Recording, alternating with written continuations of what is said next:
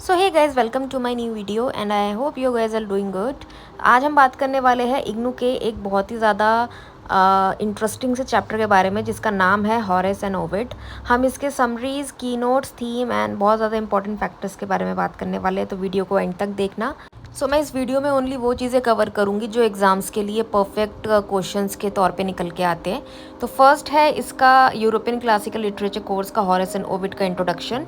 ये इंट्रोडक्शन यहाँ से स्टार्ट होती है कि ये एक रोमन पोइट्री होती है ऑगस्टिन एज के टाइम की, और फोकस करती है लोगों के जीवन शैली के ऊपर, काम के ऊपर, और हॉरेस एंड ओविड किस तरीके का टेक्स्ट लिखते थे। एक्चुअली ये दोनों पोइट्स थे, तो किस तरीके का टेक्स्ट ये यूज़ करते थे, तो ये उसी के ऊपर बेस्ड है। तो ये भी याद रखना, जो हॉरेस थे ना, वो रोम के ग्रेटेस्ट लिरिक पोएट भी थे, ठीक है, जो कि अपने पर्सनल रिफ्लेक्शन के थ्रू ही डेप्थ फीलिंग को एक्सप्रेस करके अपना काम करते थे। तो हॉरेस के बारे में अगर हम यहाँ पे बात करें, तो जैसे मैंने आपको बताया, वो ऑगस्टिन एज के दौर के पोइट थे, और उनका जो लिखने का तरीका था ना, वो डीप फीलिंग एक्सप्रेस करते थे अपने काम पे। तो अगर हम इनके बॉर्न के बारे में बात करें, तो ही was born in Verona in a northern Italy, ठीक है। तो आई होप आपको यहाँ तक समझ में आ गया हो। तो चलिए फिर हम यहाँ पे ओविड के बारे में बात कर लेते हैं। इनका पूरा नाम था पब्लियस ओविडियस नासो, ठीक है। ये भी एक रोमन पोएट थे, और ये भी ऑगस्टिन एरा में ही इनका काम आगे बहुत ज़्यादा निखर के आया था। ध्यान रखने वाली बात ये है कि he was a well established poet, ठीक है। जब वो अपने काम को लेके आगे बढ़ रहे थे, तो उनका एक काम आगे बहुत ज़्यादा एज अ लेजेंड के काम के तौर पे निकल के आया था। उसका नाम था मेटामॉर्फोसिस, और ये ट्रांसफॉर्मेशन था ह्यूमन बीइंग को लेके। ओविड ने ना 25 सालों तक अपना करियर जो था वो लिटरली करियर के रूप में बिताया एज अ राइटिंग पोइट्री में।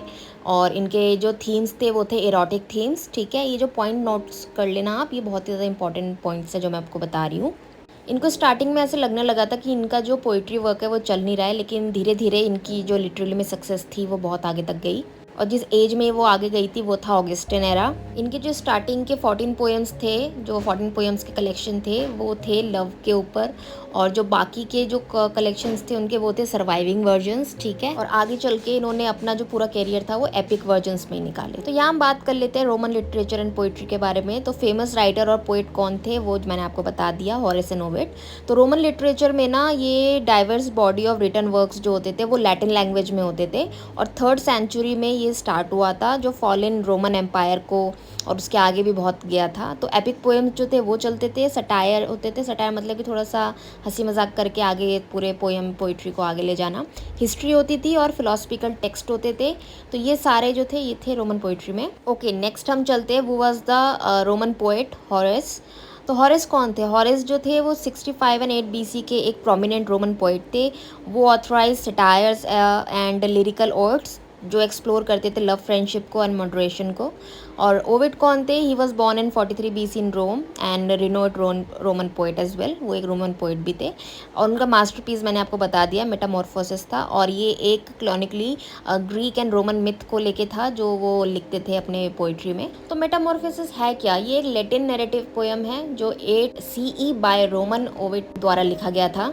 मेटामॉर्फोसिस में बताया गया है कि उन्होंने कैसे करके गॉड से हेल्प मांगा था, जो ट्रेस कर सके ओरिजिन ऑफ द वर्ल्ड को और डेवलपमेंट कर सके अपने खुद के टाइम को। ओविड इसमें हमें बताते हैं कि world slowly redevelop after the fire, कि कैसे करके आग लगने के बाद हमारा जो वर्ल्ड है वो फिर से रीडेवलप हुआ था। और मैनी स्टोरीज है जो मेटाफोर्सिस के एंड में दिखाया गया था कि Jupiter have a several affairs with a mortar women. ये एक मिथ है जिनके थ्रू इन्होंने वर्ल्ड के बारे में बताने की कोशिश की है। और इसमें नेम्स है लाइक जूनो, यूरोपा, कैडमस, बाचूज, ये इनके एग्जांपल्स हैं, ठीक है। तो ये मेन पॉइंट्स थे हॉरेस एंड ओविड के, जो मैंने अभी आपको बता दिया, समरी एंड पॉइंट्स, मेन की पॉइंट्स के बारे में।